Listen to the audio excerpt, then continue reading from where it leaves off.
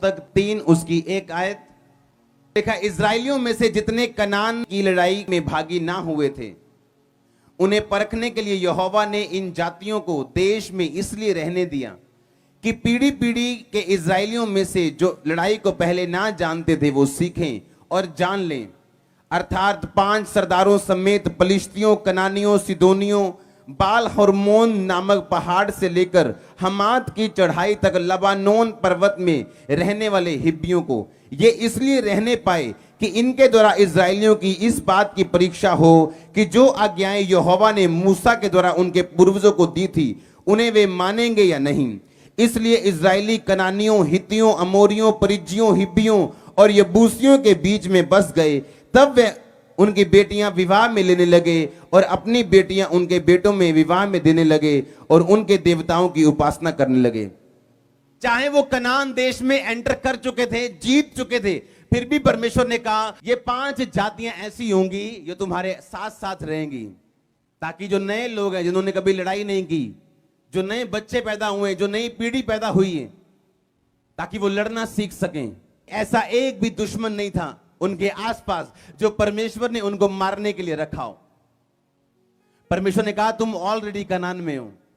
जो वायदा मैंने तुम्हारे साथ किया था कि मैं तुम्हें दूध शहद की नदियों के देश में पहुंचाऊंगा, यू आर ऑलरेडी देयर, तुम पहले ही वहां पहुंच चुके हो।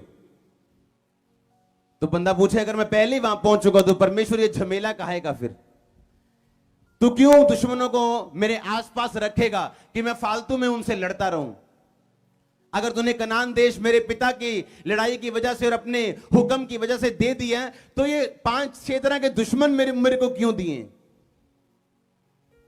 अगर दाऊद के सामने शेर ना आता और वो शेर को ना मारता, अगर भालू उसके सामने ना आता और वो भालू को ना मारता, तो एक दिन गोलियत भी उसके हाथों से नहीं मरता।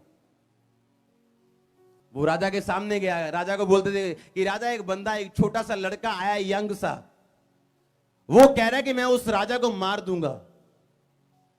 क्या आपका दिमाग ये काम करता है क्या? कोई भी फुकरी मार सकता है, कोई भी शुगल फेंक सकता है, हाँ या ना?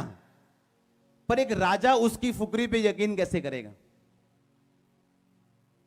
क्यों एक राजा जो शाऊल बुद्धिमान व्यक्ति, वो उस पर यकीन क्यों करेगा? बताओ आप मेरे को सुन रहे हो कि नहीं? हाँ, आप अपने नगर के एमपी के पास जाओ या मंत्री के पास जाके बोलो कि ये सारा काम मैं कर दूंगा जी, और वो आप पे यकीन कर ले, ऐसा हो सकता है? नहीं। वो कुछ आप में देखते हैं, कुछ साइन मिलते हैं, कुछ चिन्ह मिलते हैं, कुछ उसको लगता है कि नहीं ये सच बोल रहे हैं।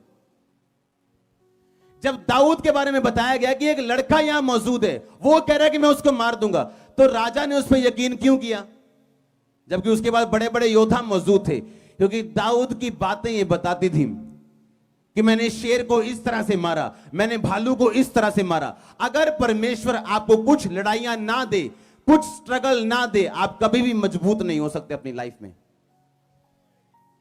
एक भी ऐसा वर्ड नहीं है बाइबल में जहां परमेश्वर ने यह लिखा हो कि ये दुश्मन तुम्हें स्वेलो करने के लिए, तुम्हें निगलने के लिए, तुम्हें मारने के लिए। परमेश्वर ने कहा ये दुश्मन इसीलिए तुम्हारे आसपास मौजूद हैं कि मैं तुम्हें लड़ना सिखा सकूं और तुम्हें जीतना सिखा सकूं। कुछ चुनौतियां आपकी लाइफ में इसीलिए मौजूद हैं कि आप उन्हें लड़ सकें और आप जीत सकें, और आप में इतना कॉन्फिडेंस और फेथ पैदा हो जाए कि आप बड़े बड़े काम कर सकें। इसलिए उन लोगों का कभी गुस्सा मत करो जो आपके दुश्मन हैं, जो आपके खिलाफ बोलते हैं। एक्चुअली वो आपकी ताकत को बढ़ाने के लिए। चुनौतियां आपकी बूढ़े शेर की तरह हैं, ये गरज तो सकती हैं लेकिन आपको स्वेलो, आपको निगल नहीं सकती। मैं आपको मसा करता हूं निगलने के लिए, टेस्टिमनी के साथ वापिस आने के लिए। आमीन। जितना लंबा रोचा ब्लेसिंग उतनी बड़ी।